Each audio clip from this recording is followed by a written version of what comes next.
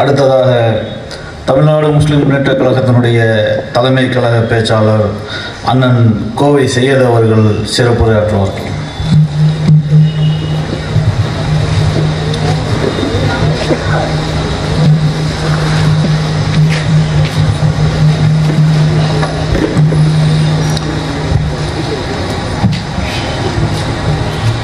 அளவற்ற அருளாளனும் நிகரற்ற அன்புடையவனுமாகிய எல்லாம் வல்ல ஏக இறைவனின் அமைதியும் சமாதானமும் அனைத்து மக்கள் மீதும் நின்று நிலவட்டும் என்ற அழகிய முகமன் வார்த்தையோடு ஆரம்பம் செய்கின்றேன். அஸ்ஸலாமு அலைக்கும் வரஹ்மத்துல்லாஹி வபரகாத்துஹு. சிறப்பு வாய்ந்த லால்பேட்டையிலே தமிழ்நாடு முஸ்லிம் முன்னேற்ற கழகத்தால் ஏற்பாடு செய்யப்பட்டு நடைபெற்றுக் கொண்டிருக்கின்ற இந்த தேசத்தின் 78வது சுதந்திர தினத்தை ஒட்டி நடைபெறும் இந்த கூட்டத்தினுடைய தலைமை பொறுப்பேற்றிருக்கின்ற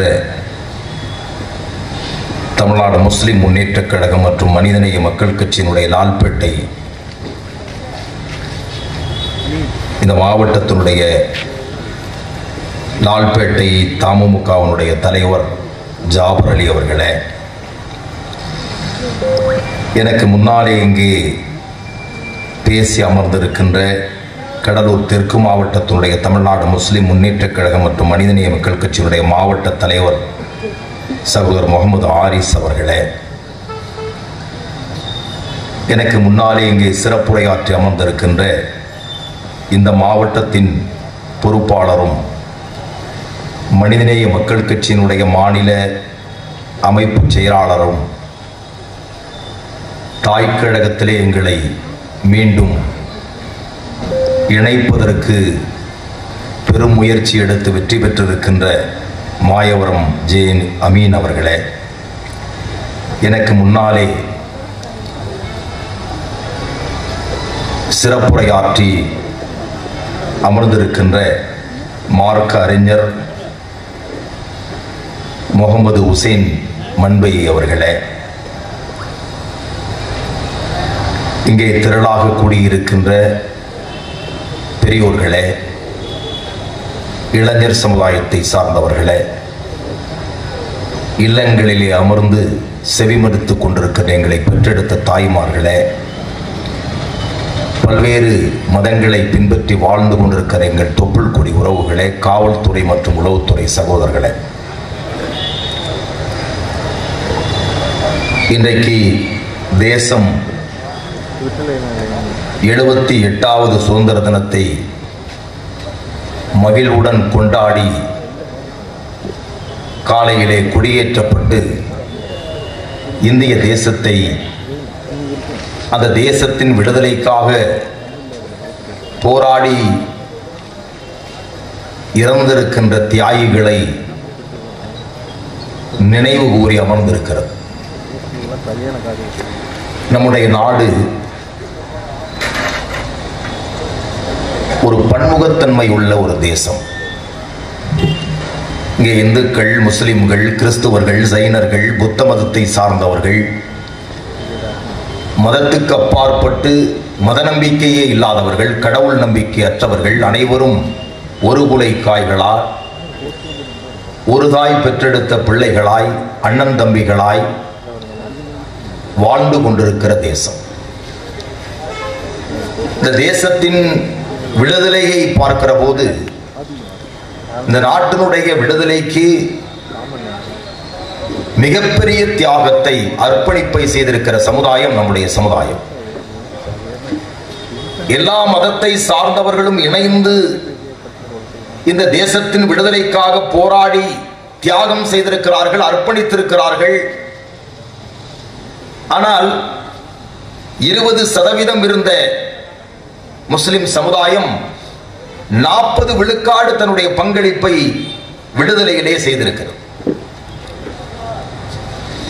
இதைத்தான் வரலாற்று பேராசிரியர் குஷ்வந்த் சிங் அவர்கள் தன்னுடைய இல்லஸ்ட்ரேட்டட் வீக்லி என்ற பத்திரிகையிலே சுட்டிக்காட்டினார். சதவீதத்துக்கு அதிகமாக தியாகம் செய்வதிலே தங்களை அர்ப்பணித்துக் கொண்டவர்கள் முஸ்லிம்களை மாற்றி நிறுத்திவிட்டு இந்திய தேசத்தின் விடுதலையை யாரும் பேசிவிட இயலாது என்று சொன்னார். அப்படிப்பட்ட பெரும் தியாகங்கள் செய்தவர்கள் இந்த மண்ணுக்காக, இந்த மண்ணிலே வாழுகின்ற மக்களுடைய விடுதலைக்காக, அடிமை நிலையிலே இருந்து அவர்களை சுதந்திரமானவர்களாக மாற்றுவதற்காக எல்லா தியாகங்களையும் புரிந்திருக்கின்ற அந்த மக்கள் இன்றைக்கு பெற்ற விடுதலையிலே, அந்த சுதந்திரத்திலே தன் பிள்ளையை, மனைவியை, மக்களை எல்லாவற்றையும் விட்டுவிட்டு மறைந்திருந்து தாக்குதல் நடத்தி கைது செய்யப்பட்டு சிறையிலே அடைக்கப்பட்டு மனைவி பிள்ளைகள் கூட பார்க்காமல் தூக்கிலே தொங்கவிடப்பட்ட பல்லாயிரக்கணக்கான தியாகிகள் இந்த சமுதாயத்தை சார்ந்தவர்கள். அப்படிப்பட்ட தியாகத்தை யாராவது ஒருவர் இந்திய தேசத்தில் இன்றைக்கு கொடியேற்றிய எந்த ஆட்சியாளனாவது அந்த தியாகியுடைய பெயரை நினைவு கூறினானா என்று பாருங்கள். அதை மொத்தமும் குழி தோண்டி புதைக்கிறார்கள். இந்திய தேசத்துடைய பிரதமர் ஒரு முஸ்லிமுடைய பெயரையாவது இன்றைக்கு உச்சரித்திருக்கிறாரா? ஒரு நாட்டினுடைய விடுதலைக்கு உயிர், பொருள், ஆவி அத்தனையும் தந்தவர்கள். ஆனால் நீங்கள் ஒன்றுமே எங்களுக்கு பகரமாக தர வேண்டாம். அந்த தியாகிகளுடைய பட்டியலிலே யாரையாவது ஒருவரை நீங்கள் பேசியிருந்தால் நீங்கள் ஒரு நடுநிலைமையான பிரதமர், இந்த நாட்டுக்கு பொதுவான ஒரு பிரதமர், நல்ல ஆட்சியாளர் என்று சொல்லலாம். ஆனால்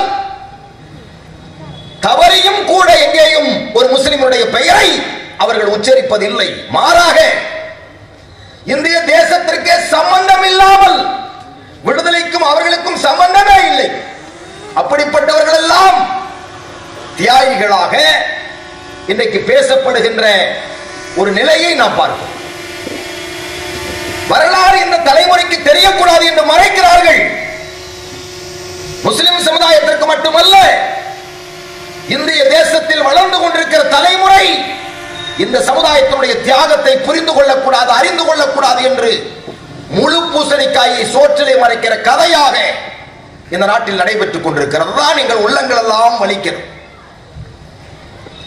எங்கள் முன்னோர்கள் இந்த தேசத்திற்கு செய்த தியாகம், அர்ப்பணிப்பு, ஆட்சியாளர்கள் கொடுத்த கொடைகள், வணக்க ஸ்தலங்களுக்கு அவர்கள் விட்டு சென்றிருக்கிற நிலங்கள், அதை பற்றி தம்பி அமீன் அவர்கள் இங்கே பட்டியலிட்டார்கள். அதுவெல்லாம் சில மாதிரிகள் தான், உதாரணத்துக்கு சொல்லப்பட்டவை. ஆனால் ஏராளமான விஷயங்கள் இந்திய தேசத்தில் அவர்கள் இந்த மக்களுக்கு அர்ப்பணித்து சென்றிருக்கிறார்கள். அதை நினைவு கூற வேண்டிய நாள் இந்த நாள். காரணம், இங்கே இருக்கிற மாணவர்களுக்கு, இளைஞர் சமுதாயத்தை சார்ந்தவர்களுக்கு அந்த வரலாறு தெரிய வாய்ப்பில்லை. காரணம், பள்ளிக்கூட பாட புத்தகத்திலே இருந்து நம்முடைய உண்மையான வரலாற்றை அவர்கள் அப்புறப்படுத்தி விட்டார்கள். இந்திய தேசத்திற்கு மிகப்பெரிய ஆட்சி அதிகாரத்தை தந்து வல்லரசாக இந்த தேசத்தை கனவு கண்டவர்கள் இன்றைக்கு தீவிரவாதிகளாக, பயங்கரவாதிகளாக, மதவெறியர்களாக இன்றைக்கு காட்டப்படுகிற கொடுமை இந்த தேசத்தில் வளர்ந்து கொண்டிருப்பதை நான் நினைவுபடுத்த கடமைப்பட்டிருக்கிறேன். அன்புக்குரிய சகோதரர்களே, கோவையில பேரூர்ல ஒரு கோயில் இருக்கிறது, பட்டீஸ்வரன் கோயில். 2016ஆம் ஆண்டு நான் தேர்தலிலே சட்டமன்ற உறுப்பினருக்கு நிறுத்தப்பட்ட போது அந்த கோயிலுடைய அருகாமையிலே செல்லுகிற ஒரு வாய்ப்பு. அப்போது அந்த கோயிலுடைய அரங்காவலர் வெளியே வந்தார். ஒரு 10 பேரை திரட்டி எனக்கு ஒரு பொன்னாடையை போர்த்தினார்.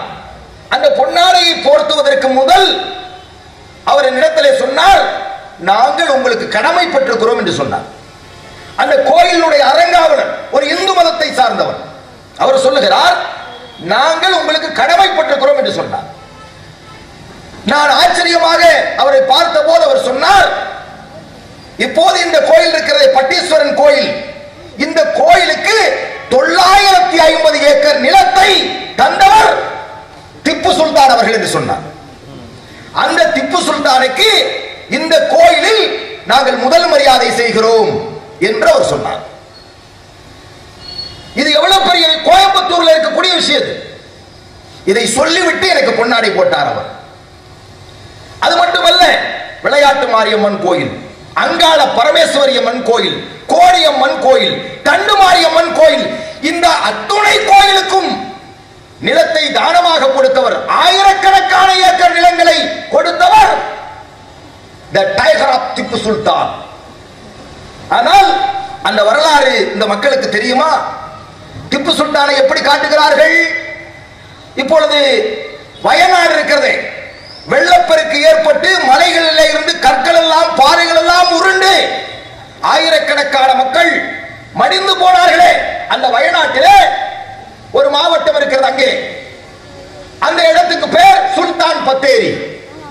அந்த சுல்தான் பத்தேரியினுடைய பெயரை மாற்ற வேண்டும் என்று பிஜேபி போர்க்கொடி தூக்கி அங்கே ஒரு கிளர்ச்சியை உருவாக்கியது. ஆனால் அதுவரையில் அந்த மக்களுக்கு தெரியாது, அது வெறும் சுல்தான் பத்தேரியாகத்தான் பார்த்தார்கள். இவர்கள் பிரச்சனை எழுப்பியவுடன் ஏன் பிஜேபி காரன் பிரச்சனை எழுப்புகிறான் என்று ஒவ்வொருவரும் அதை சிந்திக்க ஆரம்பித்தார்கள். அப்போதுதான் தெரிகிறது, வெறும் சுல்தான் பத்தேரி அல்ல, அது திப்பு சுல்தான் பத்தேரி. எந்த அளவுக்கு இந்த நாட்டிலே ஆட்சியாளர்கள் இருக்கிறார் என்று பாருங்கள்.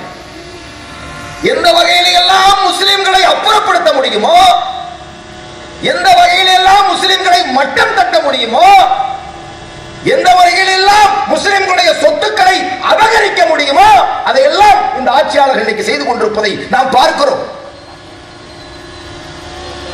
இதில் இருந்து இந்த தேசத்தை மீட்டெடுக்க வேண்டியது யார்? நாம் தான் இந்த தேசத்தை காப்பாற்ற வேண்டும். இந்த பெருநாள்ல, ஹஜ் பெருநாளைக்கு நாம் ஆடு மாடுகளை பலியிடுவோமே, அந்த பலிப்பிராணியை கொண்டு வந்து ஒரு மாட்டை பலியிட்ட மூன்று இளைஞர்கள் ஒரு பாலத்தின் மீது நிற்க வைத்து அடித்தே கொலை செய்து கீழே தள்ளிவிட்டிருக்கிறார்கள். அடித்து கொலை செய்து கீழே தள்ளிவிட்டு அவர்கள் வீட்டு பெண்கள் 6 பேர் கைது செய்யப்பட்டு சிறையிலே அடைக்கப்பட்டார்கள். பருதா போட்ட பெண்கள். குர்பானி கொடுப்பது இன்றைக்கு ஒரு தீவிரவாத குற்றமாக மாற்றப்பட்டிருக்கிறது. பிஜேபி அரசு என்ன சொல்லி கொலை செய்கிறார்கள்? பசுவை கொன்றாய். இது பசுவா மாடான ஆய்வு செய்வதற்கு யார் இருக்கிறார்கள்? யாராவது நம்முடைய சமூகத்தை சார்ந்தவர்கள் போய் நிற்க முடியுமா? ஆயுதம் கொண்டு தாக்குகிற அவர்களை யார் காப்பாற்றுவார்கள்? எதற்காக நாங்கள் கொல்லப்படுகிறோம் என்று தெரியாமல் பல்லாயிரம் உயிர்கள் இந்திய தேசத்தில் பலியாய் கொண்டிருக்கிறது, முஸ்லிம் என்ற ஒரே காரணத்திற்காக. இதை யார் பேசுவது? இதற்கு யார் போராடுவது? இதை மக்களிடத்தில் விழிப்புணர்வு செய்ய வேண்டியவர்கள் யார்?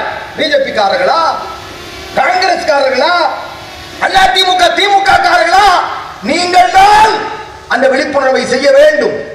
நீங்கள் தான் அவருடைய வழக்குகளை பார்க்க வேண்டும்.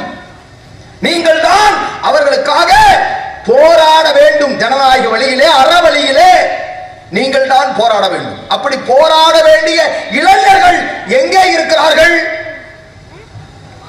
அந்த இளைஞர்கள் எங்கே? நபிகள் நாயகம் ஸல்லல்லாஹு அலைஹி வஸல்லமோடு 20 இளைஞர்கள் தயார் நிலையிலே இருப்பார்கள். எப்பொழுதுமே அவருக்கு பணிவிடை செய்ய, அவர் போடுகிற உத்தரவுகளை போய் செய்து வருவதற்கு எல்லா கட்டளைகளையும் தாங்கி 20 இளைஞர்கள் எப்பொழுதுமே நாயகம் ஸல்லல்லாஹு அலைஹி வஸல்லம் கூட இருந்தார்களே, அப்படிப்பட்ட இளைஞர்கள் எங்கே இருக்கிறார்கள் நான் கேட்கிறேன். சோத்து மூட்டைகளாக இளைஞர்கள் இன்றைக்கு வாழ்ந்து கொண்டிருக்கிறார் என்று பேசிக் கொள்ளுகிறார். உலகத்தை பற்றி, வரலாற்றை பற்றி, தன் தலைமுறையின் தியாகத்தை பற்றி, நடக்கின்ற சித்திரவதைகளை பற்றி, தவறான ஆட்சி முறையை பற்றி எதுவும் தெரியாத ஒரு கூட்டம் இன்றைக்கு இளைஞர்களாக வாழ்ந்து கொண்டிருக்கிறார்கள். காரணம், அவன் கையில் இருக்கிற செல்போன், இந்த மொபைல் போன் எந்த அளவுக்கு அவனை அடிமைப்படுத்தி இருக்கிறது. இதோட தான் தூங்குறான், இது ஓடிக்கிட்டே இருக்கும், அவன் தூங்கி இருப்பான். ஏதாவது ராத்திரி முழிச்சு பார்க்கும் போது இது எரிந்து கொண்டிருக்க, அப்ப ஆஃப் பண்ணிட்டு மறுபடியும் படுத்துறான். அதிகமான பேர் இரவு 3 மணிக்கு படுக்கக்கூடியவர்கள். நைட்டு 2 மணி 3 மணிக்கு என்ன வேலை? இரவை எதுக்கு அல்லாஹ் படைத்திருக்கிறான்? நீ இளைப்பாறுவதற்காக. நீ இளைப்பாறினால் உன் உடல் உறுப்புகள் நல்ல முறையில் இயங்கும். உன் உடல் உறுப்புகள், உன்னிடத்திலே ஒப்படைக்கப்பட்ட அமானிதம் நீ படைச்சியா? உன் தாய் தந்தையர் படைத்தார்களா உன்னை? இல்லை. வல்ல ரப்புல் ஆலமீன் அல்லாஹ் உன்னை படைத்திருக்கிறான். உனக்கு தந்திருக்கிற உடல், அதனுடைய உறுப்புகளை நீ பாதுகாக்கவில்லை என்றால், அதை ஆரோக்கியமாக வைத்துக் கொள்ளவில்லை என்றால், அதற்கு நீ தீங்கு ஏற்படுத்தினால் நீ எப்படி சொர்க்கம் செல்ல முடியும்? சிகரெட் பிடிக்கிறதுனால என்ன ஏற்படும்? நுரையீரல் பாதிக்கும், ஹார்ட் முடிஞ்சிரும் இல்லையா? அந்த ரெண்டையும் யார் கொடுத்தா? அல்லாஹ் தானே கொடுத்தான். உன்னுடையதல்ல, நீ பயன்படுத்துகிற பொருள், உன்னுடைய உடல் உள்ள உறுப்பு உன்னுடையதல்ல, உன்னிடத்திலே ஒப்படைக்கப்பட்ட அமானிதம். கையை கொண்டு சாப்பிடலாம், எடுக்கலாம், வைக்கலாம், இதெல்லாம் செய்யலாம். கை என்னோடது தானே சொல்லி 5 விரல் இருக்கு, நான் ஒரு விரலை வெட்ட முடியுமா? அந்த ரைட்ஸ் உனக்கு கிடையாது. உன்னுடைய உறுப்பை நீ பயன்படுத்துறதுக்கான அனுமதியை தான் அல்லாஹ் தந்திருக்கானே தவிர அதை சிதைப்பதற்கு உனக்கு ரைட்ஸ் கிடையாது. உன் உறுப்பை நீ சிதைத்தால் உனக்கு நரகம், சொர்க்கம் நீ செல்ல மாட்டாய். காரணம், அந்த உறுப்பினுடைய முதலாளி, அந்த உறுப்பினுடைய படைப்பாளன் அல்லாஹ் ரப்புல் ஆலமீன். அப்படியானால் நீ குடிக்கிற பீடியில, நீ குடிக்கிற சிகரெட்ல, நீ அடிக்கிற தண்ணியில, நீ குடிக்கிற கஞ்சால உன்னுடைய உடல் உறுப்புகள் பாதிக்கப்படுது. 6 ஆண்டு காலம் என்று மௌலவி சொன்னார். 6 வருஷம் கஞ்சா குடிக்கிறவனுடைய உடல் உறுப்புகளுடைய ஆயுள் 6 வருஷம். உங்களுக்கு தெரியுமா? எவன் ஒருத்தன் கஞ்சா குடிக்கிறானோ, போதைப் பொருள் உபயோகிக்கிறானோ, அவன் ஒரு அரவாணி. அரவாணினா நிறைய பேருக்கு தெரியாதா? அவன் ஆணும் இல்லை பெண்ணும் இல்லை, ரெண்டும் கெட்டவன். அவனுக்கு பொண்ணை கொடுத்தா குழந்தை பிறக்காது. அவன் பூரணமான சக்தி அவன்கிட்ட இருக்காது. அதான் நிலை. அவனே போதைக்கு அடிமையானவன். எங்க சமுதாயத்தில் யாருங்க கஞ்சா குடிச்சிட்டு இருந்தா? ஒரு ஊர்ல யார் கஞ்சா குடிப்பா? பொறுக்கி ஊர் சுத்துறவன். எங்க ஊர்ல தெல்லவாரின்னு சொல்லுவாங்க. அது என்னன்னு எனக்கு இன்னுமே தெரியல. எப்படி ரவுடி, புறம்போக்கு, வீட்டுக்கு ஒதுங்காதவன், கேணைய, கிறுக்க, லூசு, பைத்தியம், இப்படி எல்லாம் இருக்கிறவன் தான் கஞ்சா குடிப்பான், போதைப் பொருள் யூஸ் பண்ணுவான், சாக்கடையில போய் படுப்பான். 4 மணி 3 மணிக்கு அவனுக்கேது விவஸ்தை, அவனுக்கேது குடும்பம், அவனே தரித்திரியம். அவனுக்கு எப்படிங்க இருக்கும் இதெல்லாம்? பொண்டு புள்ள இருக்கிறவன் நேரமா வீட்டுக்கு போவான், தாய் தந்தை இருக்கிறவன் நேரமா வீட்டுக்கு போவான், சகோதரி சகோதரர் இருக்கிறவன் நேரமா வீட்டுக்கு போவான். நீட்டு சுத்திக்கிட்டு இருக்கிறவன் யாரு? ஆனா எதுக்குமே ஊர்ல விளங்காதவன். நான் சத்தியமாக சொல்லுகிறேன், எங்கள் ஊர்ல 10 மணிக்கு அடங்காதவர்களை ஒரு ஊர்ல என்ன சொல்லுவாங்கன்னா, இவன் தெல்லவாரிப்பான்னு சொல்லுவாங்க. இவன தெல்லவாரி, இதெல்லாம் ஊருக்கு அடங்காததுப்பா, வீட்டுக்கு அடங்காதவன், ஊருக்கு அடங்காதவன், புறம்போக்குன்னு சொல்லுவாங்க. ஆனால் அந்த செயலை இன்றைக்கு நம்முடைய சகோதரர்கள் சில பேர், எல்லாரும் இல்ல, ஒரு சில பேர் செய்யறாங்கன்னு சொன்னா இதை நீங்கள் சிந்தித்து பார்க்க எந்த அளவுக்கு புத்தி மணிக்கு போயிடுச்சுன்னு பாருங்க. என்ன கஞ்சா குடிக்கிறவனுக்கு என்ன உடல் ஆரோக்கியம் கூடுமா? என்னங்க கூடும்? தன்னை யாருன்னு தெரியாம சொன்னாங்க. தன்னை யாருன்னு தெரியலன்னா அவன் என்ன ஆயிடுவான்? எல்லா தவறுகளுக்கும் அவன் ஆட்பட ஆரம்பிச்சிருவான். வெட்கம் இருக்காது அவனுக்கு, கூச்ச உணர்வு இருக்காது, மானம் இருக்காது. மானம் கெட்டவன். மானம் இல்லைன்னா என்னது? மானம் கெட்டவன். வெக்கம் இல்லைன்னா வெக்கம் கெட்டவன் சொல்லுவோமா இல்லையா? இது எதுவுமே இருக்காது இந்த போதைப் பொருள் உபயோகிக்கிறவனுக்கு. அதை ஒரு மூமினுடைய கருவறையிலே பிறந்த நீ செய்யலாமா? எவ்வளவு பிரார்த்தனை செய்து உன்னை அந்த தாய் கருவுறுகிறார். ஒரு குழந்தை கருவுற்றவுடன் அந்த தாய் பிரார்த்திக்க ஆரம்பிக்கிறார், யா அல்லாஹ், சாலிகான பிள்ளையாக எனக்கு ஒரு பிள்ளையை கொடு. எவ்வளவு பிரார்த்தனை! அல்லாஹ்வுடைய அருளோடு வழியோடு உயிர் போய் உயிர் வந்த நிலையிலே உன்னை பெற்றெடுத்த அந்த தாய், நீ ஒரு குடிகாரனாக, கஞ்சா குடிக்கிறவனாக, ஒரு ஊர் சுற்ற பொறுக்கியாக நீ வருவதை அந்த தாய் தாங்கிக் கொள்வாளா? சொல்லுங்கள். நீ கஞ்சா குடிச்சு உன்னுடைய உடம்பை கெடுத்து லூசாயி அல்லது உடல்நிலை பாதிக்கப்பட்டு நீ மருத்துவமனையிலேயோ ரோட்லயோ கிடக்கும் போது அந்த தாய் பெத்த வயிறு எவ்வளவு பாடுவோம், எவ்வளவு கதரும் அந்த நெஞ்சம், மகா பாவி என்று சொல்லுவாங்களா இல்லையா? அப்படியெல்லாம் பாதித்த அந்த தாயினுடைய நிலையை அறிகிற அல்லாஹ் உன்னை விட்டு விடுவானா இந்த பூமியில? அப்ப யார் உன்னை குடிக்க வைக்கிறா? எங்கிருந்து இதை பழகுறீங்க? நீ செய்யலாமா? சிறுநீரை குடிப்பானா ஒருத்தன்? சிறுநீர் ஏங்க அது நஜீஸ், குடிப்பானா? அப்புறம் எப்படி சாராயத்தை குடிக்கிற? நம்ம கவர்மெண்ட் பாருங்க, நல்ல சாராயம் கெட்ட சாராயம் பிரிச்சு வச்சிருக்காங்க. கவர்மெண்ட் தயார் பண்ணா நல்ல சாராயம், அது நம்முடைய ஆண்மை சக்தியை பெருக்கும், கல்லீரலை பலப்படுத்தும். எதுங்க? கவர்மெண்ட் சாராயம். ஹார்ட் அப்படி பழச்சு பழச்சு கிளீனா வச்சிருக்கும், ப்ளீச்சிங் பவுடர் போட்ட மாதிரி, எந்த பிரச்சனையும் வராது. ஆயுள கூட்டுங்க, எது? கவர்மெண்ட் சாராயம். அதனாலதான் கவர்மெண்ட் கொடுக்குது. கவர்மெண்ட் இதுக்கு தான் நம்ம ஓட்டு போட்டு தேர்ந்தெடுக்கிறோம். கவர்மெண்ட் எதுக்கு ஓட்டு போட்டு ஊட்டச்சத்து கொடுங்க? அப்படியா? காய்ச்சலா பிராண்டிய அமைச்சர் காய்ச்சுவாரு, அரசாங்கம் விற்கும், நாம குடிப்போம். எவ்வளவு பெரிய ஏற்பாடு பாருங்க, எவ்வளவு மக்கள் மீது அக்கறை கொண்ட அரசு பாருங்க இந்த நாட்டில். அது இந்த அரசா இருந்தாலும் சரி, எதிர்கட்சியா இருந்தாலும் சரி, அவங்க ஆட்சிக்கு இதே நிலைமை தான். மக்களுக்கு ஊட்டச்சத்தை கொடுக்கிறது, மக்கள் எல்லாம் ஆரோக்கியமாக இருக்க வேண்டும். அதனால கள்ளச்சாராயம் அவங்க உடம்பு பாதிச்சிடக்கூடாதுன்னு சொல்லி நல்ல சாராயத்தை காட்சி அனுபவிக்குது பாருங்க. கள்ளச்சாராயத்தை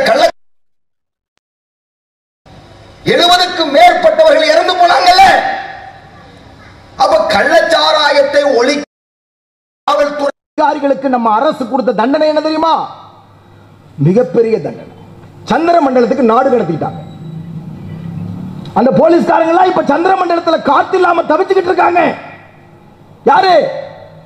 அந்த கள்ளக்குறிச்சியில டியூட்டியில இருந்த போலீஸ்காரங்களை எல்லாம் கூட்டம். நீங்கள் உங்களில் ஒரு கூட்டம் நன்மையை ஏவி தீமையை தடுத்துக் கொண்டு இருக்கட்டும் என்று உங்கள் இறைவன் உத்தரவிட்ட ஒரு கூட்டம். நீங்கள் இந்த உலகத்துக்கானவர்கள் அல்ல, இந்த உலகத்திலே வாழ்ந்து சொர்க்கத்தை அடைய வேண்டியவர்கள். அதானுங்க முஸ்லிம்னா என்ன அர்த்தம்? இந்த உலகத்தின் வாழ்க்கை எனக்கு சிறை கூடம், ஜெயிலில் வாழ்ற மாதிரி வாழ்க்கை தான் இது. யாருக்கு? ஈமான் கொண்டிருக்கிற மூமின்களுக்கு. சொர்க்கத்துல தான் நமக்கு எல்லாமே. சொர்க்கத்துல இருந்து வந்தா சொர்க்கத்துக்கு போக போறோம். ஒரு மூமினுக்கு இந்த உலகத்துல 2 நிலை தான் இருக்க முடியும். என்னது? 2 நிலை. அவன் தன்னை மையப்படுத்தி வாழ்கிறவன்.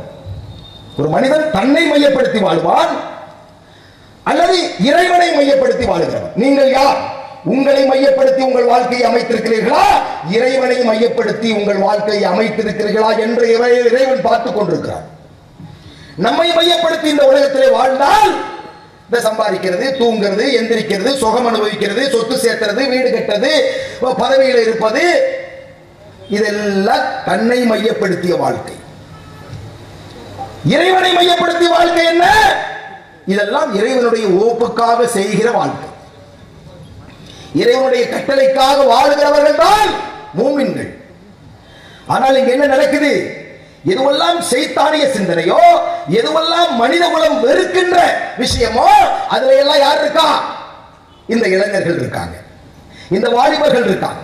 எதிர்கால தலைமுறை என்னவாகவும்? உன் தாயை நீ நாசமா போனா உன் தாயை யார் பார்ப்பா? நீ ஒரு திருமணமாயி கஞ்சா குடிச்சு நாசமா போனா உன் மனைவி யார் பாப்பா? உன் பிள்ளைகளை யார் பாப்பா?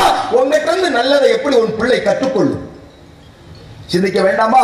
ஒரு தலைமுறையின் மொத்த வாழ்க்கையின் தொலைக்கின்ற பாவி ஆயிரானா இல்லையாவ? இதை செய்யலாமா? அறிவுள்ள ஒருத்தன், புத்தி கிளியரா இருக்கிற ஒருத்தன் இதை பண்ணுவானா? அப்படின்னா மீண்டும் அதை குடிக்கிறான்னு சொன்னான், கஞ்சா குடிக்கிறான், ஹான்ஸ் போடுறான், அப்புறம் இந்த மாதிரி ஸ்டாம்ப இது பண்றான், தனி இவளை யாருங்க? யாருக்கு பயனுள்ளவன் இவன்? சிந்திச்சு பாருங்க. அதனால்தான் அவன் ஒரு புறம்போக்கு. இவனுக்கு பிள்ளை கொடுத்தா என்ன ஆகும்? அவனே ஆண்மை குறை உள்ளவன். நான் சொன்னேன், இவனுக்கு உங்க வீட்டு பிள்ளை கொடுத்துட்டு நீங்க அழுதுட்டு இருப்பீங்களா? அந்த பிள்ளையோட கண்ணீரை நீங்க பார்த்துட்டு இருப்பீங்களா? இவன் என்ன பண்ணுவான்? ராத்திரி ஆனா வெளியில போயிடுவான், காலையில தான் வருவான். நைட் எங்க இருப்பாங்க? எல்லாரும் பகல்ல வெளியில போவாங்க, நைட்டு வீட்டுக்கு வருவாங்க. இந்த இந்த இந்த ஆளுங்களையெல்லாம் பாருங்க, கரெக்டா மகரிப் ஆச்சுன்னா வெளியில போவான். தொழுவு போறான்னு நீங்க நினைக்கிறீங்களா? இல்ல, அப்பதான் அவனுக்கு விடிஞ்சிருக்கு. எப்ப வருவான்? விடியும் போது வீட்டுக்கு வருவான், அப்பதான் அவனுக்கு இருட்டாயிருக்கு. இவனுக்கு ஃபஜ்ர் இல்ல, லுஹர் இல்ல, அஸர் இல்ல, மகரிப் இல்ல, இஷா இல்ல, எதுவுமே கிடையாது. ராத்திரி தொழுகை இல்லைன்னு சொல்லிட்டாங்கல்ல, ஒருவேளை தஹஜ்ஜுத் தொழுவானோ? என்ன யாரையா? அவனையே அவன் மறந்து போயிருக்கிறான். சகோதரர்களே, அல்லாஹ் தன்னுடைய திருமறையிலே 59வது அத்தியாயத்தில் 19வது வசனத்தில் சொல்லுகிறான், அல்லாஹுவை நீங்கள் மறந்தால். என்ன சொல்றாங்க? அல்லாஹுவை நீங்கள் மறந்தால் அல்லாஹ் உங்களையே உங்களுக்கு மறக்க செய்து விடுவான். அவனையே அவன் மறந்துட்டான். நான் எங்கிருந்து வந்தேன்? நான் யாரால் படைக்கப்பட்டேன்? நான் என்ன செய்து கொண்டிருக்கிறேன்? என்னுடைய இறுதி முடிவு என்ன? நான் எங்கே போக போகிறேன்? என்னுடைய திசை என்ன? தமுக காரங்களுக்கு திசை என்ன? இங்க இருக்கிற தலைவர்களா? இல்லை. இங்க இருக்கக்கூடிய எனக்கு முன்னாடி உட்கார்ந்து இருக்கிற சகோதரர்களுடைய திசை என்ன? எல்லாருக்கும் ஒரே திசை, அல்லாஹ்விடத்தில் உள்ள சொர்க்கம். அதுதான் இந்த உலகத்தின் இலக்கு. இந்த உலகத்தில் நாம் நல்லவனாக வாழுவதன் மூலமாக, பிறருக்கு பயனுள்ளவனாக வாழுவதன் மூலமாக, மனித குலத்திற்கு சேவையாற்றுவதன் மூலமாக, நல்ல ஒரு ஆட்சியாளனாக நான் ஆட்சி செய்வதன் மூலமாக, நல்ல ஒரு தந்தையாய், நல்ல ஒரு மனைவியாய், நல்ல ஒரு பிள்ளையாய், நல்ல ஒரு கணவனாய், இப்படியெல்லாம் வாழுவதன் மூலமாக எனக்கு அல்லாஹ் மரணமில்லாத, நோயில்லாத, முதுமையில்லாத ஒரு சொர்க்கத்தை தருகிறேன் என்று சொல்கிறான். இதான நம்முடைய இலக்கு. இதற்காக வாழ வந்த கூட்டம் இன்றைக்கு என்ன செய்து கொண்டிருக்கிறார்கள்? அதனால்தான் நாம் நம்மை மறந்ததனால்தான் இன்றைக்கு நம்முடையதெல்லாம் அவர்களுடையதாயிடுச்சு. 800 ஆண்டு காலம் ஆட்சி செய்தவர்கள் இந்தியாவை. நாம் இந்த இளைஞர்களுக்கு தெரியுமா? 800 ஆண்டு காலம் இந்தியாவை நீங்கள் ஆட்சி செய்தீர்கள். உங்கள் வரலாற்றின் வடு கூட இன்றைக்கு இல்லாமல் ஆக்கிட்டாங்க. உங்க வரலாற்றினுடைய எந்த பாகமும் விட்டு வைக்கப்படவில்லை, எல்லாத்தையும் அழிச்சுக்கிட்டே இருக்கும். இந்தியாவில் மிகப்பெரிய சொத்து எது? இந்திய ராணுவத்துக்கான, இந்திய பாதுகாப்புக்கான சொத்து, பாதுகாப்பு துறையின் சொத்து. அடுத்தது ரயில்வேனுடைய சொத்து. அடுத்தது வக்ஃப் சொத்து. மூணாவது இந்தியாவில் மிகப்பெரிய சொத்து வக்ஃப் சொத்து. சமீபத்தில் ஒரு சட்டத்தை பார்லிமெண்ட்ல கொண்டு வர்றாங்க, 40 திருத்தங்களோட கொண்டு வருவாங்க. என்ன சட்டம் அது? உங்களுடைய சொத்தை நீங்கள் நிர்வகிக்க முடியாது. யாரெல்லாம் உங்கள் சொத்தை அபகரித்திருக்கிறார்களோ, உங்க நிலத்தை ஒருத்தன் அனுபவிச்சுட்டு இருப்பான்ல, தவறா, அவன் 12 வருஷம் அதை அனுபவிச்சா சொத்து அவனோடது. எப்படிங்க? சொத்து அவனோடது. வக்ஃப் போர்டுல முஸ்லிம்கள் மட்டும் அதை நிர்வகிக்கிறவங்களா இருக்கக்கூடாது, 2 முஸ்லிம் அல்லாதவர்கள் இருக்கணும். யார் சொல்றா? நம்ம மோடி தான். வேற யாருங்க? நம்ம மோடி தாங்க. எதுக்காக? முஸ்லிம்கள்லாம் நல்லா இருக்கணும், முஸ்லிம்கள்லாம் பாதுகாப்பா இருக்கணும், முஸ்லிம்கள் நிறைய சொத்துக்களோட அன்பா இருக்கணும். எப்படிங்க? அந்த பாசத்துல உங்க சொத்தை நீங்க மட்டும் நிர்வகிக்க கூடாது, முஸ்லிம் அல்லாத 2 பேர் உங்க சொத்தை நிர்வகிக்கணும். இந்த சொத்து என்னுடையதானா இல்லையா என்று தீர்மானிக்கிறது உங்க வக்ஃப் போர்டு தானே. அந்த அதிகாரத்தை எடுத்துட்டு அந்த சட்டத்துல எடுத்துட்டு இந்த சொத்து உங்களுடையதானா இல்லையான்னு தீர்மானிக்கிற அதிகாரத்தை மாவட்ட ஆட்சித்தலைவர் கொடுத்துட்டான். யார் அவர் மாவட்ட ஆட்சித்தலைவர்? அல்லாஹ்விலிருந்து வந்த நபியா? எப்படி அவருக்கு தெரியும்? இந்த ஆட்சித்தலைவர்கள் அப்படியே தூய்மையான ஆட்களா? மாவட்ட ஆட்சித்தலைவர்கள் ரொம்ப பர்ஃபெக்டா? நான் கேட்கிறேன், எல்லாருமே ரொம்ப கிளியரா? எங்க சொத்தை நாங்க, எங்க சொத்து எங்க அப்பனுக்கு பிறந்தவன் தான் அதை நிர்வகிக்கணும். முஸ்லிமுக்கு பிறந்தவன் அதை நிர்வகிக்கணும். எங்க சொத்தை இன்னொருத்தன் அதை நிர்வகிக்கிறான்னு சொன்னா அவன் முஸ்லிமுக்கு பிறந்தவனான்னு கேட்போமா இல்லையா? நாங்க இந்த கேள்வியை எழுப்புவதற்கு இங்க யார் இருக்கிறார்கள் சொல்லுங்க. பாராளுமன்றத்தில் ராகுல் காந்தி பேசுறாரு, வேணுகோபால் பேசுறாரு, கனிமொழி பேசுறாங்க, திருமாவளவன் பேசுறாங்க, கூட நம்மளுடைய சகோதரர்கள் பேசுறாங்க. அந்த சட்டம் இப்போ நாடாளுமன்றத்துடைய நிலைக்குழுக்கு அனுப்பப்பட்டிருக்கிறது. எது? உங்க சொத்தை புடுங்கிறதுக்கு, மொத்த சொத்தையும் புடுங்கிறதுக்கு. இந்தியாவில் 3வது பெரிய சொத்து உங்களுதான். அப்படி நீங்க இருக்கக்கூடாது, நாங்க புடுங்கிட்டு தான் விடுவோம்னு பிஜேபி சொல்றாங்க. இதுக்கு எதிராக புரட்சி வெடித்திருக்க வேண்டும் இந்த தேசத்தில். ஆனால் ஒரு பொதுக்கூட்டம் கூட இன்னும் நடைபெறவில்லை. ஒரு ஆர்ப்பாட்டம் நடைபெற்றிருக்கா? இதான் நிலை.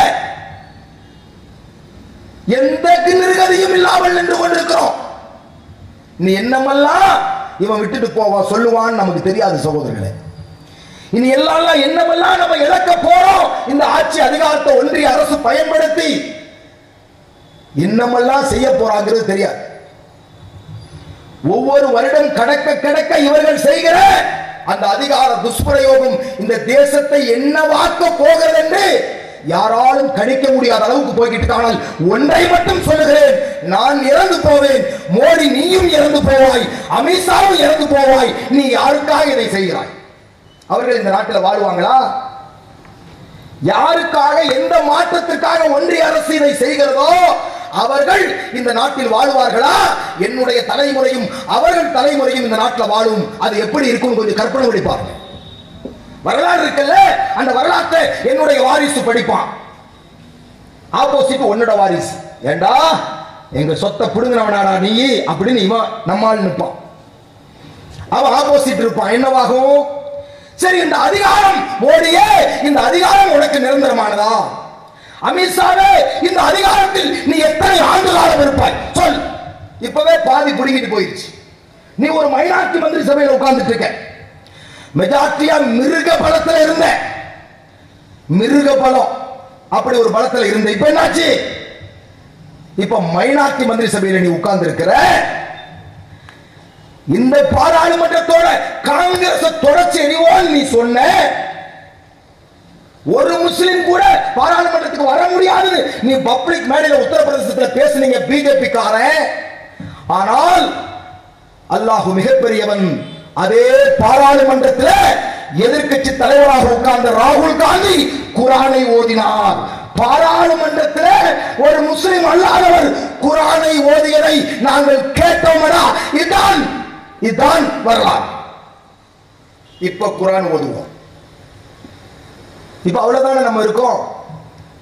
சிந்திச்சு பாருங்க நீங்க. இந்த மாற்றம் உன்னுடையதல்ல, காலச்சக்கரம் சுழண்டு கொண்டே இருக்கும். நீ செய்த அநீதி, நீ செய்த அக்கிரமோ, நீ செய்த படுகொலைகள், நீ செய்த அபகரிப்பு எல்லாம் உனது சமுதாயத்துக்கு திருப்பி அடிக்கின்ற ஒரு காலம் வந்தால் பாதிக்கப்படுவது அவர்கள் தானே. உனக்கு என்ன?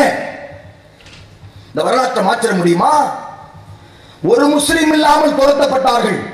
780 ஆண்டு காலம், ஏறக்குறைய 800 ஆண்டு காலம் ஸ்பெயினில் முஸ்லிம்களுடைய ஆட்சி நடந்தது. ஒரு முஸ்லிம் கூட இல்லாமல் வெட்டி படுகொலை செய்யப்பட்டு துரத்தப்பட்டார்கள். பிணம் அடக்கம் செய்வதற்கு கூட அங்கே இடம் இல்லை. அந்த அளவுக்கு அங்கே எல்லாம் அடித்து நொறுக்கப்பட்டு பள்ளிவாசல்கள் சிதைக்கப்பட்டது. அதே ஸ்பெயின்ல இன்னைக்கு இஸ்லாம் இருக்கா இல்லையா? அதே ஸ்பெயின்ல ஆயிரக்கணக்கான பள்ளிவாசல் இருக்கா இல்லையா? நம்ம காலத்தில் நடந்த வரலாறு இவைகள் எல்லாம்.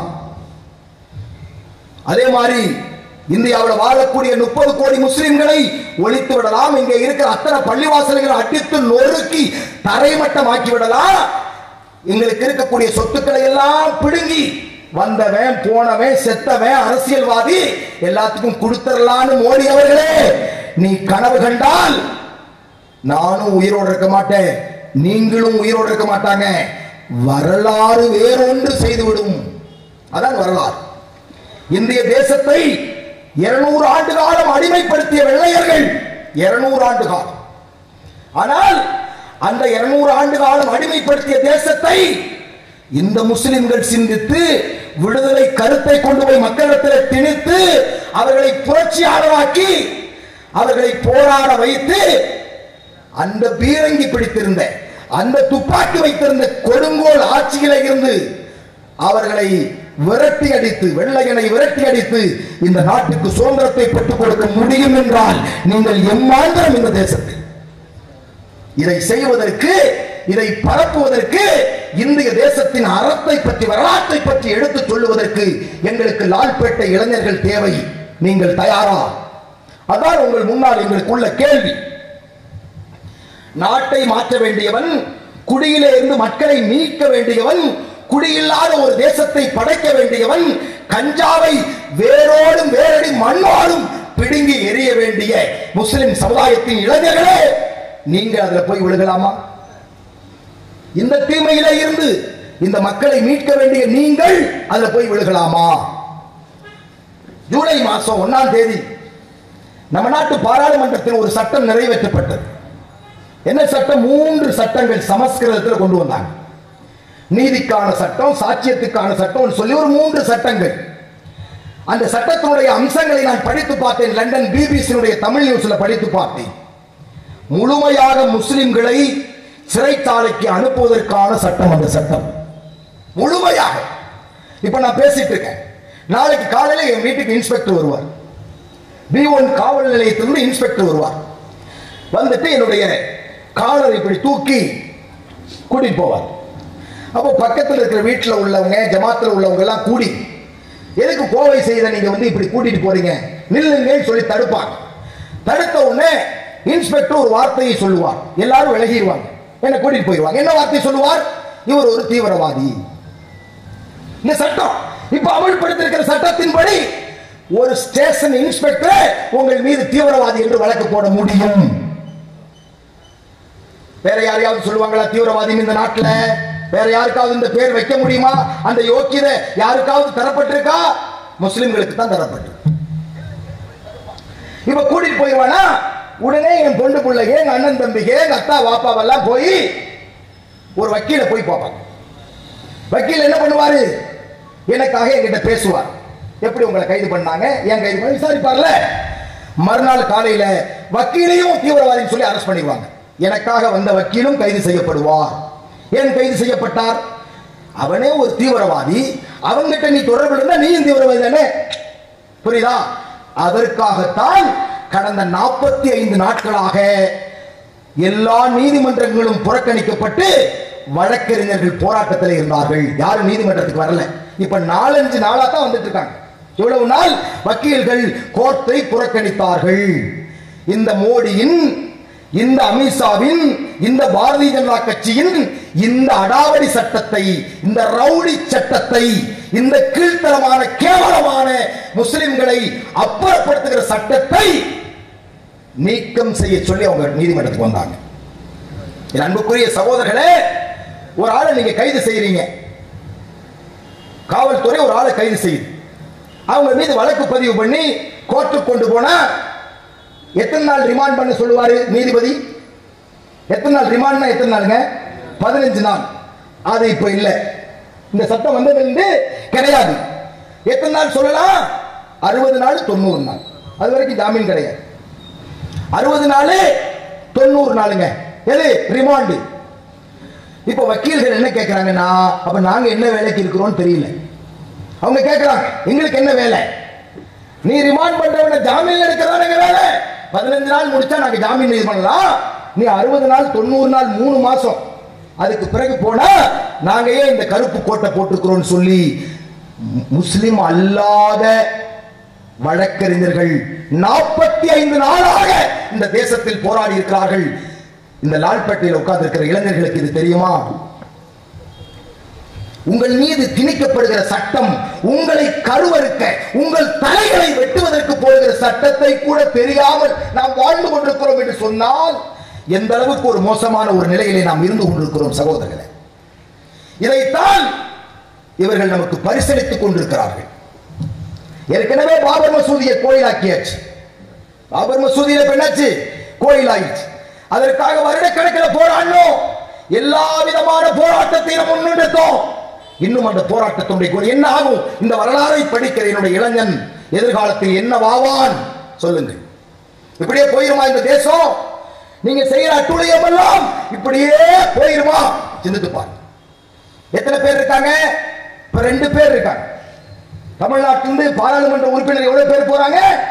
2 பேர் போறாங்களா? 2 பேர் பாராளுமன்ற உறுப்பினர்கள்.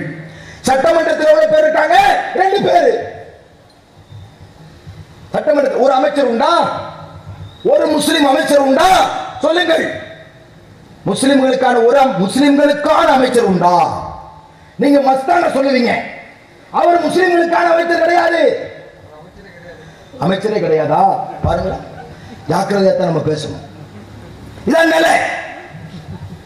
அப்ப உங்களுக்காக, உங்களுடைய குரலாக உங்கள் மக்கள் பாதிக்கப்படுவதை பற்றி பேசுவதற்கு இன்ன வேற சமுதாயத்திற்கு இருப்பதை போல சட்ட பிரதிநிதிகள் நமக்கு இல்லை. 2 பேர். எவ்வளவு பேர் இருக்கணும்? 35 முஸ்லிம் எம்எல்ஏக்கள் இருக்க வேண்டும். 35 பேர் இருக்கணும். 100க்கு 5 பேரை போடுங்க. எவ்வளவு பேர் இருக்கணும்? ஆனா 5 பேரை போட்டா கூட ஒரு 15 பேர் வேணுமல்ல? இருக்கமா? மக்கள் தொகைக்கு ஏற்பவாவது நமக்கு சீட்டு வழங்கப்படுதா? இல்லை. எவ்வளவு புறக்கணிக்கப்பட்டு இந்த நாட்டில் நம்ம வாழ்றோம். ஆனால் சாலிடா அப்படியே நம்முடைய ஓட்டுகளை தூக்கி கொடுக்கிறோம். இந்தாங்க வச்சுக்கீங்க. நீங்க தான் வச்சு உங்களுக்கு தான். நீங்க இல்லைன்னா நகர செத்து போயிடும் இல்லையா? அப்படித்தானே ஆச்சு. எந்த அளவுக்கு வறுமை கோட்டுக்கு கீழே இருக்கிற நம்ம சட்டமன்றத்தில் ஒரு பேரை சொன்னா எந்திரிச்சு நிக்க ஆள் இல்லை. பாராளுமன்றத்தில் உங்கள் பிரதிநிதியாக இதற்காக குரல் கொடுப்பதற்கு யார் இருக்கா? எல்லாத்தையும் ஒழிச்சிட்டான். எங்கேயுமே சத்தம் வராது. யாரும் எந்திரிச்சு பேசக்கூடாது. அந்த நிலைமைக்கு இந்த தேசத்தில் கொண்டு போயிட்டான். இந்த நிலையில கிளர்ந்து எழ வேண்டிய என் முஸ்லிம் சமுதாயத்தினுடைய இளைஞர்கள், வாலிபர்கள் இந்த போதைப் பொருளுக்கு அடிமையா இருக்கான். இதையெல்லாம் அவன் எதிர்கொள்ளும் போது எந்திரிச்சு வருவான். எங்க நாட்டில் எங்களுக்கு என்ன உரிமை இருக்குன்னு கேட்பான்ல. இப்ப கேட்பானா? அவனே கஞ்சாவில் படுத்து கிடக்கிறான். எப்படி கேட்பான்? அதுக்கு தான் கஞ்சா, அதுக்கு தான் போதைப் பொருள். இது யாருக்கு தெரியாது? கஞ்சா விற்கிறது போலீஸுக்கு தெரியாது. நம்புங்க. நான் மெதுவா பேச யாரும் கேட்டக்கூடாதுல்ல. போலீஸுக்கு தெரியாதுல்ல. தெரிஞ்சா பிடிச்சிருவாங்கல்ல. தெரியாது. ரகசியமாக விற்கப்படுகிறது. யாரு குடிக்கிறா, எங்க விற்கிறா, எதுவுமே தெரியாது. நீங்க போய் சொல்லணும். இவன் விற்கிறான்னு சொன்னா உடனே வந்து அவன் அரெஸ்ட் பண்ணி கூட்டிட்டு போய் 1/2 மணி நேரத்தில் வெளியில விட்டுருவாங்க. அவன் பேர்ல கேஸே இருக்காது. அதுவும் நடக்கிறா இல்லையா? யார் கஞ்சாவை ஒழிக்க வேண்டியவர்கள்? போதைப் பொருளை தடுக்க வேண்டியது நாங்களா, அதிகாரம் படைத்த நீங்களா? ஒரு அரசு தடுக்கணுமா? இந்த பீப்புள்ஸ் தடுக்கணுமா? குடிமக்கள் நாங்கள். நீங்கள் யார்? எங்களுக்கான சர்வன்ட், பணியாளர்கள். எங்களை பாதுகாக்க வேண்டிய, எங்களை எதெல்லாம் கெடுக்கிறதோ, எங்களுக்கு எதெல்லாம் நாசத்தை தருகிறதோ அதையெல்லாம் தடுக்க வேண்டியதும், எங்களுக்கு நன்மை பயக்கக்கூடியதை தர வேண்டியதுதான் உங்களுடைய பணி. அது நடக்கிறதா? இதுதான் இங்கே நடைபெற்றுக் கொண்டு. இதை தட்டி கேட்பதற்கு, இந்த இடத்தில் இருந்து பேசுவதற்கு நான் லால்பேட்டையில இருந்து இளைஞர்களை எதிர்பார்க்கிறேன். திராணி உள்ள, தகுதி உள்ள, முதுகெலும் உள்ள அந்த இளைஞர்களை நான் எதிர்பார்க்கிறேன். உங்களால் முடியும். இந்த தமிழ்நாட்டையே சுத்தப்படுத்துவதற்கு இந்த இளைஞர்களால் முடியும். எங்களுக்கு தெரியும் உங்களுடைய வலிமை. அதை இந்த போதைகளால் நீங்கள் அடைத்து வைத்திருக்கிறீர்கள். வெளியே வாங்க. தமிழ்நாடு முஸ்லிம் முன்னேற்ற கழகம் உங்களுக்கான அந்த அறிவை, ஆற்றலை, போராடுகிற திராணியை, வழிவகைகளை கற்றுக் கொடுப்பதற்கு தமிழ்நாடு முஸ்லிம் முன்னேற்ற கழகம் தயாராக இருக்கிறது. உங்களை அரசியல் படுத்துவதற்கு, உங்களை அதிகாரத்துக்கு கொண்டு வந்து நல்லாட்சியை தருவதற்கு மனிதநேய மக்கள் கட்சி தயாராக இருக்கிறது. நீங்கள் தயாரா? நான் வந்தபோதே நிறைய சகோதரர்களின் இடத்துல சொன்னார்கள், லால்பேட்டை சகோதரர்கள், இளைஞர்கள் இப்படி இப்படி இருக்காங்க. இரவுல இந்த புது ரோட்ல 130 ஸ்பீடு சொன்னாங்கல்ல, அதெல்லாம் கம்மி. 150ல போறான். 150ல இந்த புது ரோட்ல போய் போய் அடிச்சு உளுந்து முகம் செதறி. என் அன்பு மக்களே, அல்லாஹ் அழகான முறையிலே உன்னை படைத்தான். இப்ப சர்ஜரி பண்ணி நீங்க உட்கார்ந்துட்டு இருக்கீங்க. எவ்வளவு வேதனையா இருக்கு எங்களுக்கு, எவ்வளவு சங்கடப்படுறோம். நாங்க நம்ம எல்லாம் ஒரு வயிற்றுல பிறக்கலாம், நம்ம சகோதரர்கள் இன்னமல் மூமின்கள் எல்லோரும் சகோதரர்கள். எவ்வளவு கவலைப்படுறோம், உங்களுக்காக பிரார்த்திக்கிறோம். அந்த நிலையிலிருந்து நீங்க வெளியில வரணுங்கிறதுக்காக நம்முடைய ஆலிம் இப்பொழுது பிரார்த்தித்தார். மௌலவி ஹுசைன் மான்பை அவர்கள். யாருக்காக இதெல்லாம்? எங்கே காலையில நான் அல்லாஹ் போதுமானவன், எந்த முதுஸ்துதிக்காக நான் பேசவில்லை. காலையில உங்களிடத்தில் இந்த செய்தியை சொல்லுவதற்காக வீட்டிலே இருந்து கிளம்பிய ஹுசைன் மான்பை காலையில சாப்பிட்டவர். காலையில சாப்பிட்டவர். சாப்பிட்டு போங்க ஆலிம் சார், இருங்க எதையாவது ஒன்று சாப்பிட்டு போங்க. இல்ல நான் புறப்படுறேன்னு சொல்லி 5 நிமிடத்தில் வந்த உடனே உடை மாற்றி இங்க வந்து உங்கள்கிட்ட பேசிட்டு இருக்கிறாரு. இந்த நேரம் வரைக்கும் அவர் சாப்பிடல. காலையில சாப்பிட்டவர் உங்கள்கிட்ட பேசுறதுக்காக.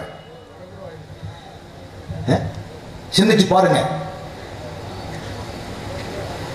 இந்த அக்கறையும் இந்த சமூக சிந்தனையும் இந்த மக்களோடு உள்ள நேசமும் உங்களுக்கு வரணுமா வேண்டாமா? நாங்கள் தமிழ்நாட்டில் முஸ்லிம் ஊர் என்றால் எதை சொல்லுவோம்? முஸ்லிம்கள் அதிகமாக வாழக்கூடிய ஊர் என்றால் கோயம்புத்தூர், நம்ம திருநெல்வேலி மேலாப்பாளையம், தென்காசி, அதிராமப்பட்டினம், இந்த லால்பேட்டை, இப்படித்தாங்க சொல்லுவோம். திருச்சி பாலக்கரை, இப்படித்தாங்க சொல்லுவோம். இந்த ஊர் மக்களை எவ்வளவு பெருசா நாங்க மெச்சு பேசுறோம். இங்க ஒரு அலின்னு ஒரு சகோதரர் இருக்கான், இங்க ஆரிஸ் ஒரு சகோதரர் இருக்காங்க.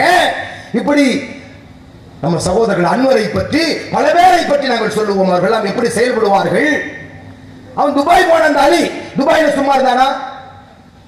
அங்கேயும் சமுதாய பணி, அங்கேயும் அந்த பணிதான். எங்கே கொண்டு போய் உட்கார வைத்தாலும் அந்த தம்பி அதைத்தான் சிந்திக்கிறான். யாருக்காக? அவர்களை வளப்படுத்திக் கொள்வதற்கா? சிந்திச்சு பாருங்க. நீங்க இந்த சமூகத்தின் மீது அவர்கள் கொண்டிருக்கிற பற்று, என் சமூகம் என் மக்கள் என்ற உணர்வு.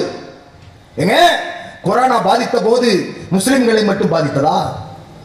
இந்த நாட்டின் அனைத்து மக்களையும் பாதித்தது.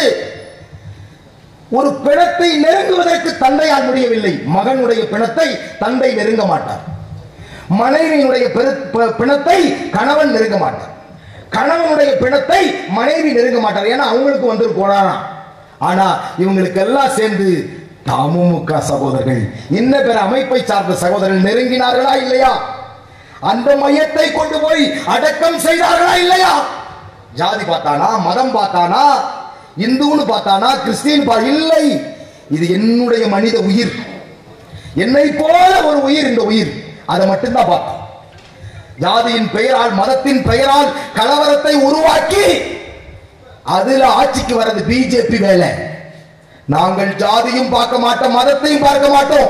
எங்களில் உடன் பிறந்த சகோதரர்களாக இந்த சமூகத்தின் சகோதரர்களை, இந்த நாட்டில் பிறந்த அனைவரையும் நாங்கள் நினைக்கிறோம். இங்க மட்டும் இல்ல, எந்த நாட்டில் யார் பாதித்தாலும் நாங்கள் ஆர்ப்பாட்டம் போராட்டம் நடத்துறோம். இந்த அநீதி நடக்கும் எங்களுக்கு தெரியும். ஆட்சியாளர்கள் எல்லாம் இப்படித்தான் இருப்பார்கள். அதற்கு எதிராக நாம் போராட வேண்டும் என்கிற உணர்வூட்டப்பட்டவர்கள் கடந்த 30 ஆண்டு காலம் தமிழ்நாடு முஸ்லிம் முன்னேற்ற கழகம் அதைத்தான் இந்த தமிழ் மண்ணில் செய்து கொண்டிருக்கிறது. அதற்கு உறுதுணையாக ஒரு பேச்சாலோ, ஒரு செயலாலோ, ஒரு பணத்தாலோ இருக்க வேண்டியவர்கள் நீங்கள். உங்க எல்லாரையும் களத்துக்கு கூப்பிடுறோமா? நாங்க ஒரு ஆர்ப்பாட்டம்னா கூப்பிடுவோம், ஒரு பேரணினா கூப்பிடுவோம், ஒரு மாநாடுனா கூப்பிடுவோம். வேற எல்லா வேலையும் யார் செய்து கொண்டிருக்கிறார்கள்? இதன் அங்கத்தின் சங்கங்கள், அந்த சங்கத்தின் சிங்கங்கள் செய்து கொண்டிருக்கிறார்கள். அவர்கள் தான் செய்கிறார். ஒரு பயானா, மண்பையை கூப்பிடுறோம், ஒரு பயான், சமூக சீர்கேடுக்கு எதிராக பேசுங்கள். ஒரு ஆர்ப்பாட்டம் போராட்டமா, உடனே ஒருத்தர் கூப்பிடுறோம், வர்றாங்க. அந்த மக்கள் எல்லாரும் ஒன்று கூடுறாங்க, ஒன்று சேர்றாங்க. இதுல இளைஞர்கள் இருக்கணுமா வேண்டாமா? முதல்ல எல்லாம் இளைஞர்களால் நிரம்பி வழிந்த இந்த தெரு, இந்த கூட்டம் நடக்குமானால் முழுமையா இளைஞர்கள் இருப்பாங்க, வயதானவர்கள் கடைசியில் உட்கார்ந்து இருப்பாங்க. இப்ப பூரா யார் இருக்கா? எங்கே அந்த இளைஞர்கள்? எதற்கு அடிமைப்பட்டிருக்கிறார்கள்? இளைஞர்களே, வாலிபர்களே, இந்த உலகத்தில் ஒன்றுக்கு மட்டும்தான் நீங்கள் அடிமைப்பட்டிருக்கிறீர்கள், அல்லாஹ் ஒருவனுக்கு. வேறு எது ஒன்றும் உங்களை அடிமைப்படுத்தி விடக்கூடாது.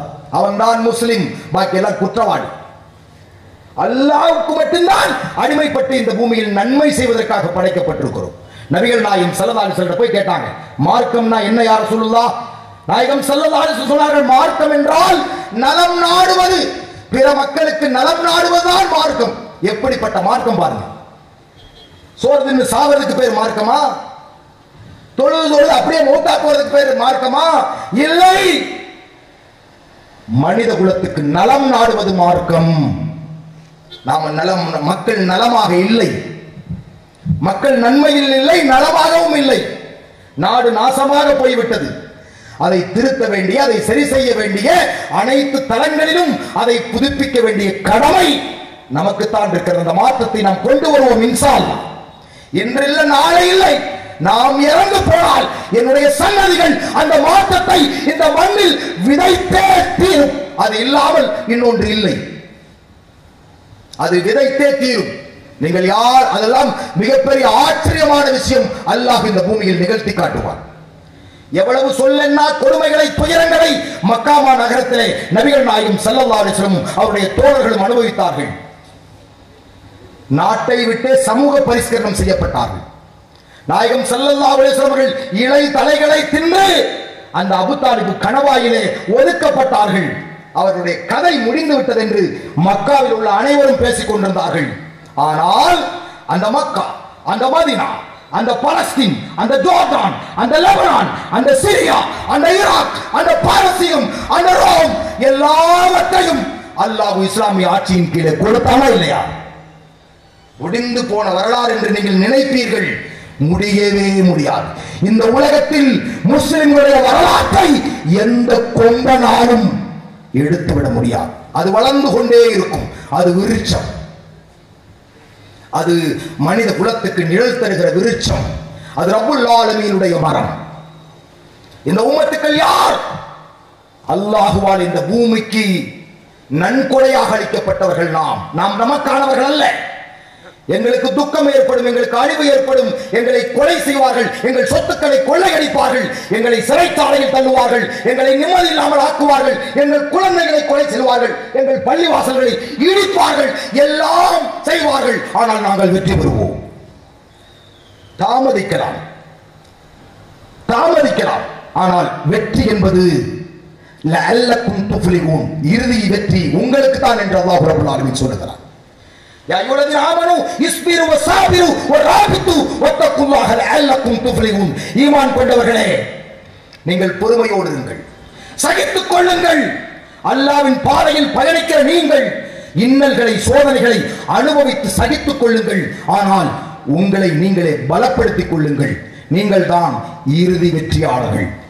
அல்லாஹ் சொல்லக்கூடிய அந்த வெற்றியை எதிர்பார்க்க வேண்டிய இந்த நாள்பட்ட இளைஞர்களே, எங்கள் கரங்களோடு உங்கள் கரங்களை சேர்த்துங்கள்.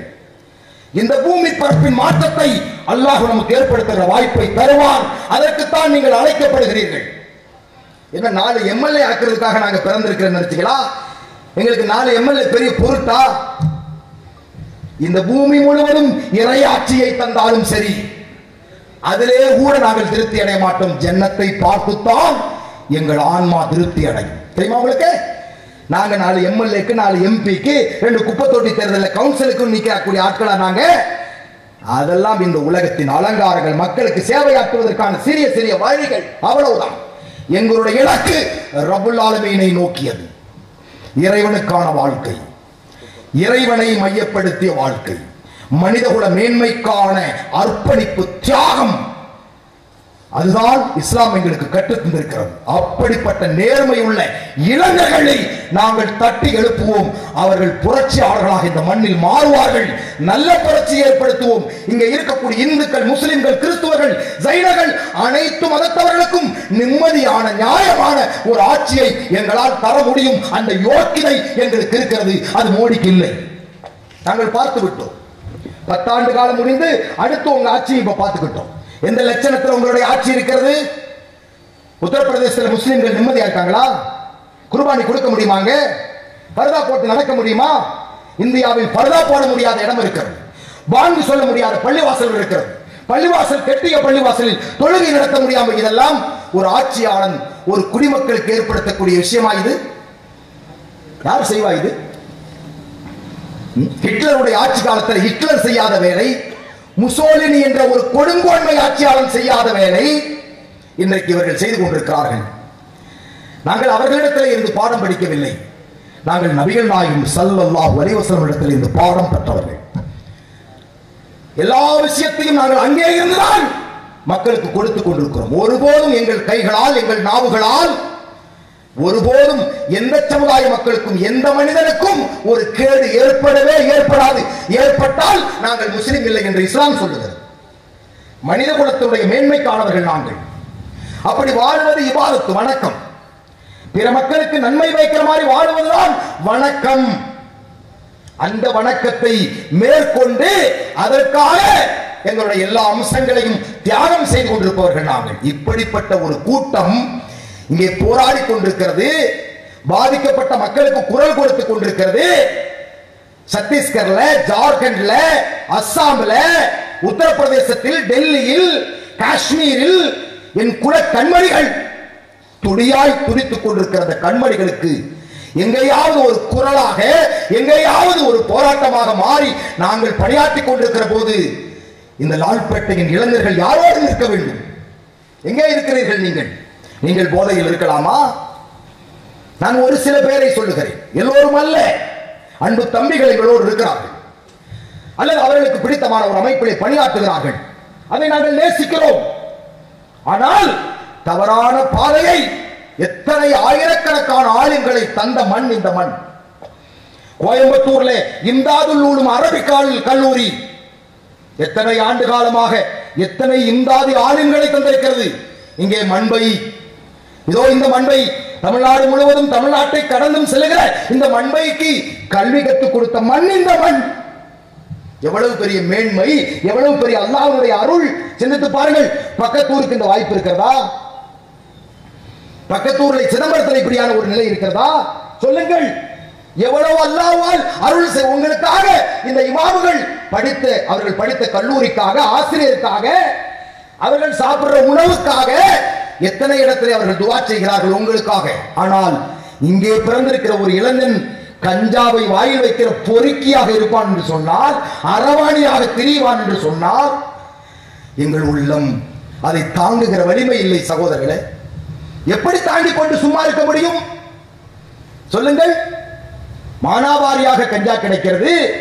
அதை குடிப்போரில், அதை அனுபவிப்போரில் நீங்கள் ஒரு ஆளாக இருப்பீர்கள் என்று சொன்னால் எப்படி அதை ஏற்றுக்கொள்ள முடியும்? எனவேதான் உங்களை நாங்கள் அழைக்கிறோம். என்ன மாதிரியான தீமையில நீங்க இருந்தாலும் அல்லாஹ் உங்களை மன்னிப்பதற்கு தயாராக இருக்கிறான். அதுல இருந்து திரும்பி நீங்கள் துஆ செய்தால். நிரந்தரமா அல்லாஹ் எல்லாரையுமே அப்படியே வைக்கிறது இல்லை. திருந்துங்க, மாறுங்க. நாங்களே எப்ப மாறணும்? ஒரு 18 வயசுக்கு பிறகு. அது வரைக்கும் எங்களை கையில பிடிக்க முடியாது. அல்லாஹ் தஆலா அதற்கான மாற்றத்தை கொடுத்தா நாங்க சேஞ்ச் ஆயிட்டோம். இப்போ உங்க முன்னாடி நின்று பேசுறோம். தமிழ்நாடு முழுவதும் போய் அந்த இளைஞர்களை தட்டி எழுப்புறோம். எங்களோட நிக்கிறாங்க. இன்னைக்கு வரதட்சணை இல்லாத எத்தனையோ திருமணங்கள் நடக்குது. என்ன காரணம்? இந்த சகோதரர்கள், இந்த ஆளுங்கள் பல மேடைகளிலே வரதட்சணை, ஆடம்பர திருமணம், இதையெல்லாம் எதிர்த்து பேசி இருக்கிறார்கள். குறைந்த செலவிலே யார் திருமணம் செய்கிறார்களோ அதுதான் அபிவிருத்தி நிறைந்த திருமணம், பரக்கத். நபிகள் நாயகம் ஸல்லல்லாஹு அலைஹி வஸல்லம் சொன்ன திருமணம் அந்த திருமணம் என்றெல்லாம் சொல்லி இந்த மக்களை வழிநடத்தினார்கள். திருச்சியில தொடர்ந்து வரதட்சணை இல்லாத திருமணம் நடக்கும். இன்னைக்கு வரதட்சணைனா என்னன்னு தெரியாத அளவுக்கு போயிடுச்சு. மணமகன் மகள் கொடுத்து திருமணம் செய்யக்கூடிய காலம் இன்னைக்கு வந்திருக்கிறதுக்கு இந்த உலமா பெருமக்கள் பாடுபட்டிருக்கிறார்கள். சகோதரர்களே, உங்களுடைய பங்களிப்பு இந்த மார்க்கத்துக்காக என்ன? தீமையை ஒழிப்பதற்கு. வட்டியிலே மூழ்கிறான், வட்டி இல்லாத ஒன்றும் இல்லை. அவனே 10,000 ரூபாய்க்கு வழி இல்லாதவன் 2.5 லட்சம் ரூபாய்க்கு வண்டி வச்சிருப்பான். 10,000 ரூபாய் சேர்த்து வைக்க முடியாத ஒருத்தன் ஃபேரன்ஸ்ல இருந்து பிடுங்கி ஒரு 30,000 கொடுத்து ஒரு வண்டி எடுப்பான். அந்த வண்டியோட விலை எவ்வளவு? 2.5 லட்சம். 30,000 ஓம் பணம், பாக்கி யார் பணம்? வட்டி பணம். வட்டினா என்னது? வட்டி பணம்னா என்னது? அல்லாஹ்வோடு போர் செய்கின்ற நிலை. அல்லாஹ்வோடு போர் செய்யற அளவுக்கு நீ போயிட்டியா? அப்படி கேட்கிறா உனக்கு இந்த துனியாவோட வாழ்க்கை? அல்லாஹ்வோடு இன்னொன்னு நபிகள் நாயகம் ஸல்லல்லாஹு அலைஹி சொல்றாங்க. சஹீஹ் தானே? அலிம்சா, தாயோடு இருப்பதற்கு சமம் என்று ஒரு வார்த்தை பயன்படுத்தப்படுகிறது. வட்டிக்கு வாங்கக்கூடியவர்கள் என்னதுங்க அது? எவ்வளவு யாராவது வட்டிக்கு நிற்பாங்களா? உன் வாகனம் என்ன? சிந்திச்சு பாருங்க. அந்த வாகனத்தை எடுத்துட்டு போய் நீ படம் காட்டுறியே, அது உன்னுடைய பணமா? உனக்கு சார்ந்த காசாது? நீ தான் பணம் கட்டுற. இப்ப யாருடைய பணம்? அதை நம்ம செய்யலாமா? அப்படியெல்லாம் வாகனத்தை வாங்கி அதை சரியா வச்சிருக்கீங்களா? நீங்க அதை எதுக்காக பயன்படுத்துறீங்க? அந்த வாகனத்தை வாங்கி ஆல்ட்ரேஷனுக்கு 50,000 ரூபாய் கொடுக்குறான். அதுவே ஆல்ட்ரேஷன், அதுவே 30,000 ரூபாய்க்கு தேராத வண்டியை தான் 2,40,000 தர்றான். ஏன்னா அங்க பொதுன்னு வச்சு டேங்க் எல்லாம் பெருசு பண்ணி பின்னாடி மட்காரையெல்லாம் தூக்கி சாவர மாதிரி தான் வண்டியை தயார் பண்றான். எடுத்த உடனே 50 கிலோமீட்டர்ல செத்துடணும். அவனோட ஐடியாவே அதான். வண்டியை தயாரிக்கும் போதே என்ன ஐடியா பண்றான்? எத்தனை பேர் சாவணும், 2000 பேர், 2000 இளைஞர்கள் சாவணும், எத்தனை வருஷத்துல? 3 வருஷத்துல. அதுக்கு தகுந்த மாதிரி வண்டி தயார் பண்றான். அந்த வண்டியை கொண்டு வந்து இவன் ஆல்ட்ரேஷன், அதுக்கு மேல ஒண்ணு.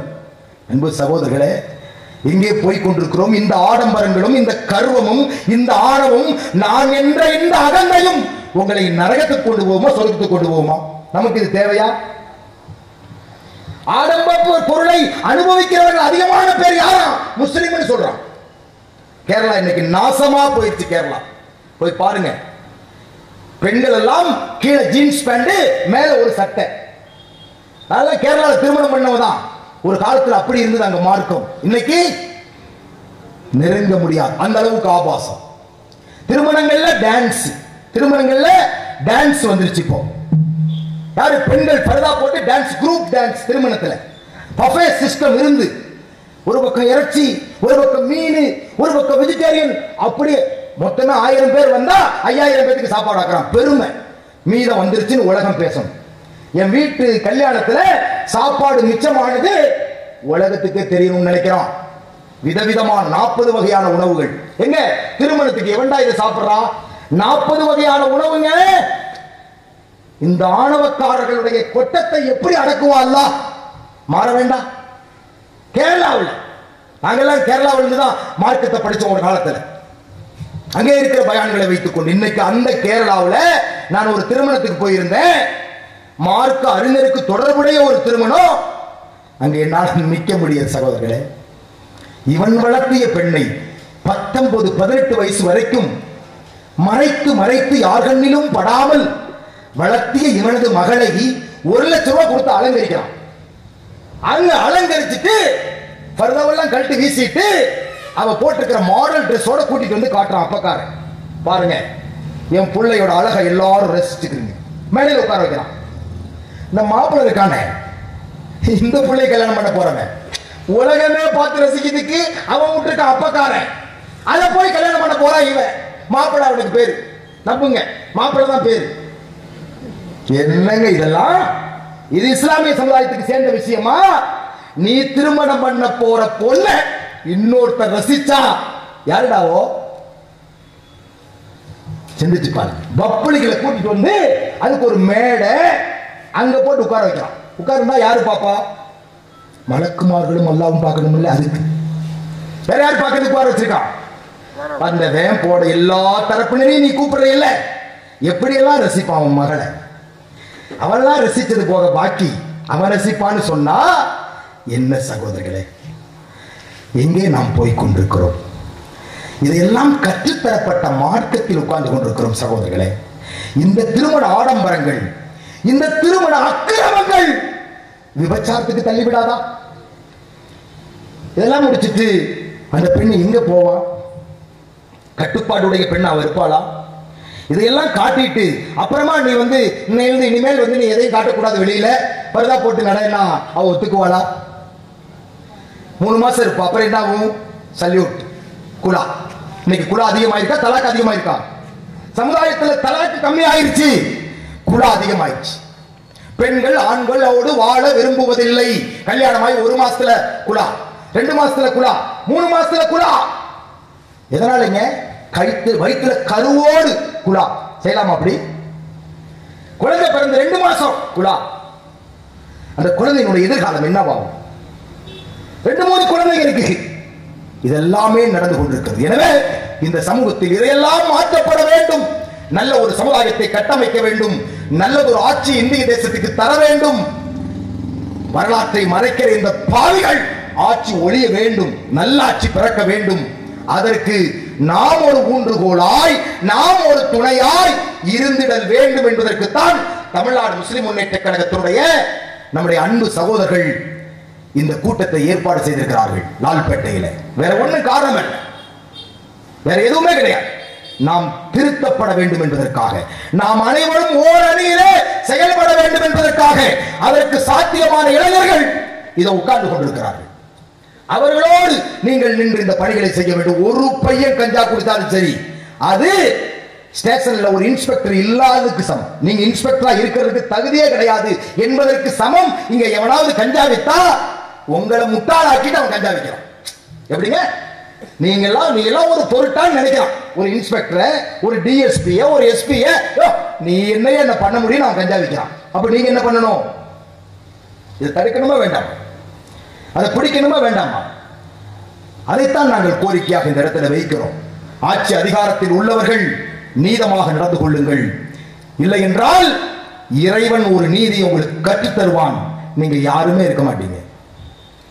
நீதம் செலுத்தவில்லை என்று சொன்னால் அந்த நீதம் செலுத்தாத உங்களை அல்லாஹ் குற்றம் பிடிப்பான். உங்களுடைய கதி இந்த மண்ணில் என்னவாகும் என்பதை நான் எச்சரிக்கையாக சொல்ல விரும்புகிறேன்.